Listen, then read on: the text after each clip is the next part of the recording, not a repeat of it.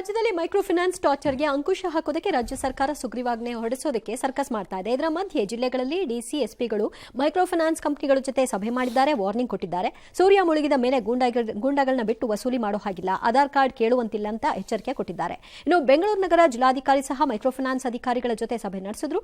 ಸಹಾಯವಾಣಿಯನ್ನು open ಮಾಡಿದ್ದಾರೆ. ಕಿರುಕುಳಕ್ಕೆ ಒಳಗಾದ್ರೆ ಈ ನಂಬರ್ಸ್ಗೆ ಕಾಲ್ ಮಾಡಬಹುದು. ಇದರ ಮಧ್ಯೆ ಯುವಕನೊಬ್ಬ ಪ್ರಧಾನಿ ಮೋದಿಗೆ ದೂರನ್ನ ಕೊಟ್ಟಿದ್ದಾನೆ. ಟಾರ್ಚರ್ ಜಾಸ್ತಿ ಆಗ್ತಾ ಇದೆ, ಕಡಿವಾಣ ಹಾಕಿ ಅಂತ.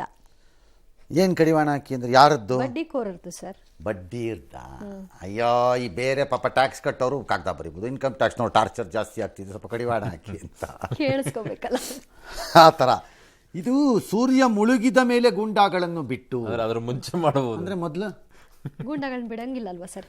ಸರ್ಕಾರ ಹೇಳಿದ ಪ್ರಕಾರವಾಗಿ. ಇವ್ರು ಯಾರ್ರಿ? ಯಾಕೆ ಸರ್? ಸೂರ್ಯ ಮುಳುಗಿದ ಮೇಲೆ ಗೂಂಡಾಗಳನ್ನು ಬಿಟ್ಟು ಸೂರ್ಯ ಇರೋವಾಗ ಬಿಡ್ಬೋದಾ?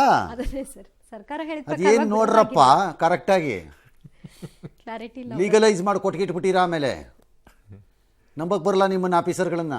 ನೀವೇ ಹೇಳಿದಿರಲ್ಲ ಅಂತ. ಅಲ್ಲಿ 1 ಕೋಟಿ ದಂಡ ಹಾಕ್ತಾರಂತೆ ಸರ್. ಅದು ಸಾಧ್ಯನಾ ಸರ್? ಅದು 1 ಕೋಟಿ ಆಧಾರ್ ಕಾರ್ಡ್ ಕೇಳಿದ್ರೆ 1 ಕೋಟಿ ದಂಡ ಅಂತೆ. ಸುಮ್ಮನೆ ಪ್ರಾವಿಷನ್ ರಪ್ಪ ಇವೆಲ್ಲ, ಸುಮ್ಮನೆ ಎದುರಿಸ್ಬೇಕು. ಕೆಲವು ಕಡೆ ಈ ಜಾಗ CCTVಯಲ್ಲಿದೆ ಅಂತ ಬೋರ್ಡ್ ಹಾಕ್ಬಿಡ್ತಾರೆ, ಕ್ಯಾಮ್ರಾನೇ ಇರೋದಿಲ್ಲ, ಅಲ್ಲಿ ಕ್ಯಾಮ್ರಾನೇ ಇರಲ್ಲ.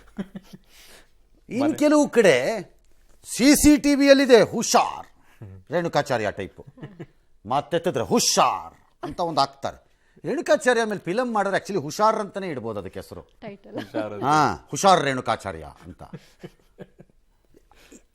ಕ್ಯಾಮ್ರಾ ಹಾಕಿರ್ತದೆ, ಕನೆಕ್ಟೇ ಆಗಿರಲ್ಲ ಎಲ್ಲಿಗೂ, ಒಟ್ಟಿನಲ್ಲಿ ಇರುತ್ತೆ. ಸುಮ್ಮನೆ ಅಲ್ಲೊಂದು ಇರುತ್ತೆ. ಹಿಂಗೆ ಕೆಲವು ಮನೆಗಳಲ್ಲಿ ನಾಯಿ ಇದೆ ಎಚ್ಚರಿಕೆ ಅಂತ ಆಗಿರುತ್ತಲ್ಲ, ಹಂಗೆ ಇವ್ರದ್ದು ಕೆಲವೆಲ್ಲ ಎಚ್ಚರಿಕೆಗಳು ಇದು ನೋಡೋಣ. We will see. ಸ್ಟಿಲ್ ನನ್ನ ಪ್ರಕಾರ ರಾಜ್ಯ ಸರ್ಕಾರದ ಬಹುತೇಕ ಅಧಿಕಾರಿಗಳು ಸುಗ್ರೀವಾಜ್ಞೆ ಆದ ನಂತರ ತೆಗೆದುಕೊಂಡಿರುವ ಹಲವಾರು ಕ್ರಮಗಳು ಗುಡ್. ಅದು ಆ್ಯಕ್ಚುಲಿ ವೆರಿ ಗುಡ್.